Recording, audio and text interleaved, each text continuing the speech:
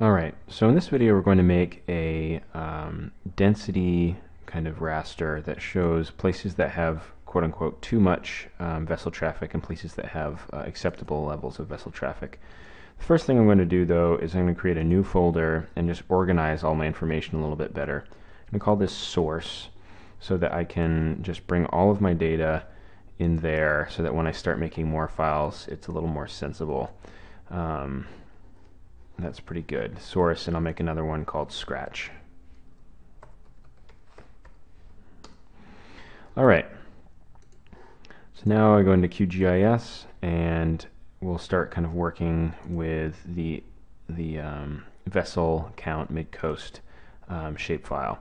If you drag this in, you'll notice that the units are in decimal degrees, and what I want to do, if you can remember that last video, was we kind of symbolize this to see the density. Right now it just has the default symbology, which is of course a thin border, a black border with a random color assigned. But I want to turn this into a raster because this is, if you can remember, actually a shapefile. But I want to turn this into a raster so that I can make it kind of work with the other files I have, my proximity raster and my relief raster. So in order to do that, I need to use the tool, it's called Rasterize. We've used polygonize before, where we went from raster to vector, but now we're going the other way around. Two things. The first is that in order to do this, the computer needs to create pixels, and for it to create pixels, we want to not be in a geographic coordinate system. Because decimal degrees, you can see that these aren't perfect squares, right? They're kind of squat. And the reason that they're squat is that at this latitude, 1 degree of longitude is shorter than 1 degree of latitude because it's being distorted. So we want to project this. We want to put this in, I'm going to say, probably UTM zone 19 north, which is what our, probably our relief projected is in that same projection. So to project a shapefile, we actually just save it as a new file and change to CRS, the coordinate reference system. So the first thing I'm going to do is go to here and say save as, and I'm going to call this new shapefile in my Unit 3 folder. I'm going to call this vessel projected. Okay, and I'm going to change the projection here, which is just right now it's just nat83. It's just a datum, right? Just a geographic coordinate system. And I'm going to take stay with the same datum and say nat83 UTM zone 19 north because that's what we use for main. So I say OK. I'm going to say OK. And if I get a blank slate up here, I'm going to make a completely new file, just wipe the slate clean, and I bring in my projected one, and voila, you can see that now the boxes are actually boxes, they're square, everything is kind of happy. My units down here are probably in meters, but I'll probably want to go check that. Let's see here. The units, if I check my coordinate system, are in meters. Yep, good. Okay, so I said there were two things. The second thing, before I do my conversion to raster, is that now that I've projected my data, I'm going to have to choose a resolution, right? I want the pixels of this raster to probably match up as best as they can with the pixels of my other information. So, for instance, my proximity raster, let's just zoom in here. That one, actually, that one's a very fine raster. We'll probably want to look at our relief raster.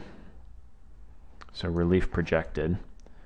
I bring that in, and I think this is the one. This is the most coarse raster we have. So I'm going to zoom in here.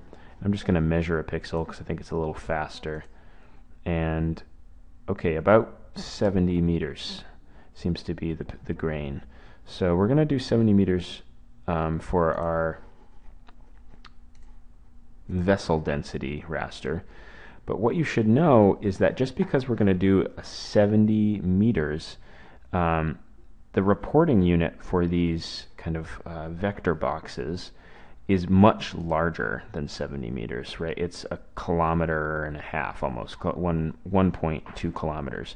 So for our analysis, we should know that even though we're making a smaller grained raster, all we've got right now in terms of what we can trust is there's just one value for every 1.2 kilometers.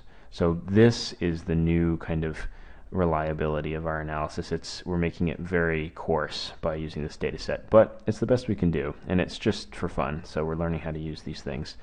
All right, so now what I'm going to do is I'm going to look at my attribute table one more time before I rasterize this. And when I look at my attribute table, if I can remember, yep, I want all vessel traffic, right? And let's just do that. I'm going to rasterize these boxes, these vector boxes, so that it turns into an image that is 70 by 70 meter pixels, and the values will be represented by this all category because it represents all vessel traffic that crossed over that box. So I go to raster, conversion, rasterize, and my input file is vessel projected. My attribute field is all. My output file for rasterized vectors is going to be called, I'm going to keep this as source data. I'm going to call this vessel count, and it's going to be a TIFF. And it says output file doesn't exist. You have to set up the output size. Okay, it's just trying to. It's just a reminder to remind me to change the resolution. And I don't know exactly what the size, meaning width and height of this image is going to be. I'd rather it define it by the extent that it's going to be, and just call the resolution what the resolution is going to be, and that's good enough for me. So I'm going to do 70 by 70 meters because our map units are in meters, if you can remember. So that's should be happy. Let's go ahead and see if it works. Okay, that's great. So there's our raster, and you know, I did it 70 by 70, but of course, because, like I said, our grain is actually much coarser. It doesn't matter that, like, you can't actually see the pixels because the value in that entire box, right, was assigned the value of that pixel. So, so it looks, you know, the values mimic where they come from, right? Great.